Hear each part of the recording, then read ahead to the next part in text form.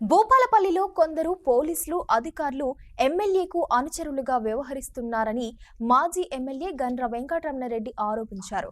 Private వ్యక్తుల కోసం కష్టం చేసుకునే వారిపై దౌర్జన్యం చేస్తున్నారని మండిపడ్డారు. జయశంకర్ జిల్లా కేంద్రంలోని మంజూర్ నగర్లో కూరాకుల ఓదెలు పశువుల షెడ్డును కూలగొట్టిన నేపథ్యంలో బాధిత కుటుంబాన్ని బీఆర్ఎస్ పార్టీ మాజీ ఎమ్మెల్యే గండ్ర వెంకటరమణారెడ్డి పరామర్శించారు. అధికారులు తమతో ఏ విధంగా వ్యవహరిస్తున్నారో బాధితులు మాజీ ఎమ్మెల్యే రమణారెడ్డితో తమ గోడును వెళ్లబోసుకున్నారు. షెడ్యూల్ను బర్రెలు అడ్డం ఉన్నాయని చెప్పి స్కూల్కు అడ్డం ఉన్నాయని చెప్పి ఈ వెంచర్ కోసానికి బాట మున్సిపాలిటీ నుంచి లేసుకొని వెంచర్ ప్లాట్ అమ్ముకోవడానికి అనంతరం మున్సిపల్ అధికారులు పోలీసుల వైఖరికి నిరసనగా కూలగొట్టిన షెడ్డును నిర్మించాలి, నష్టపరిహారం చెల్లించాలంటూ 353 జాతీయ రహదారిపై కూరాకుల కుటుంబం సభ్యులతో కలిసి బీఆర్ఎస్ పార్టీ నాయకులు ప్రధాన రహదారిపై ధర్నా చేపట్టారు. బాధిత కుటుంబానికి న్యాయం చేయాలని నినాదాలు చేశారు. వీరి ధర్నాతో ట్రాఫిక్ కు కొద్దిసేపు అంతరాయం కలిగింది. దీంతో పోలీసులు చేరుకుని ధర్నాను విరమింపజేశారు.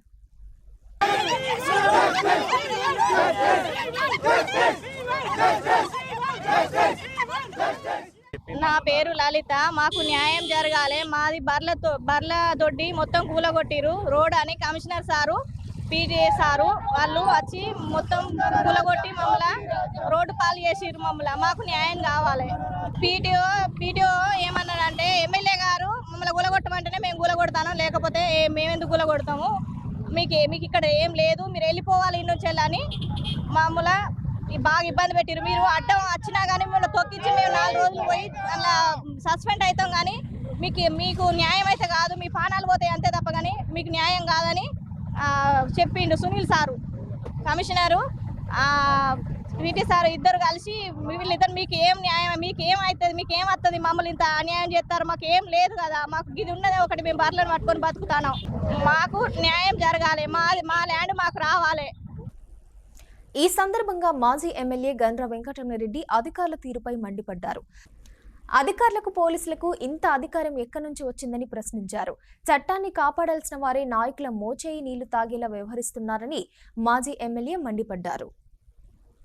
ఇది దుర్మార్గంగా ఈ రాష్ట్రంలో చట్టం లేనట్టు, ఇక్కడ మేమేం చెప్తే గదే నడుస్తుంది అనేటువంటి పద్ధతుల్లో మరి ఒక జీవనోపాధి చేసుకుంటున్నారు. 10 మందికి పాలు పోస్తున్నారు. స్వచ్ఛమైనటువంటి పాలు పిండి ఇక్కడ భూపాలపల్లి పట్టణంలో ఉండేటువంటి వాళ్ళకి సరఫరా చేసుకుంటున్నారు.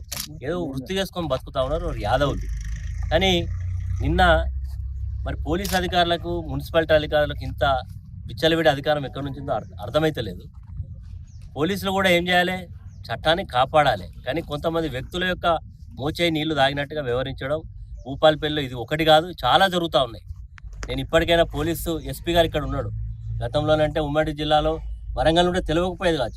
ఆయనకు కూకటి వేల దూరంలో ఎంతో దుర్మార్గం జరుగుతూ ఉంటే ఒక ఐపీఎస్ ఆఫీసర్ ఏం చేస్తున్నాడని ప్రశ్నిస్తున్నాను. ఈరోజు ఇక్కడ ఉండేటువంటి సర్కిల్ ఇన్స్పెక్టర్ వాళ్ళు చెప్తా ఉన్నారు, ఆయన ఎమ్మెల్యే కార్యకర్తగా పనిచేయాలంటే డ్రెస్ ఫిట్ చేసుకొని మరి ఆయనకు పనిచేస్తే బాగుంటుంది, ఒకవేళ డ్రెస్ వేసుకుంటే సిఐగా వ్యవహరించాలని చెప్తా ఉన్నారు. నేను సిఐ గారికి కూడా ఈ సందర్భంగా ప్రజల తరఫున విజ్ఞప్తి చేస్తా ఉన్నా, నీకు ఇంకా చాలా కెరియర్ ఉంది, చాలా ఉద్యోగం చేసుకోవడానికి ఇంకా నీకు చాలా యంగ్స్టరు, ఇంకా ఉపాధి. ఇంత దుర్మార్గంగా ఒక పార్టీ ఎమ్మెల్యేకు అనుచరుడుగా పనిచేయడం చాలా బాధాకరం. ఎమ్మెల్యే ఏది చెప్తుంది, ఎవరిని పట్టుకరమ్మంటే వాడిని పట్టుకరమ్మాడు, ఎక్కడ అవసరం లేకుండా ఎవరు ఇచ్చిన వీళ్ళకి అధికారం, ఇక్కడ ఇది ప్రైవేట్ ప్రాపర్టీ.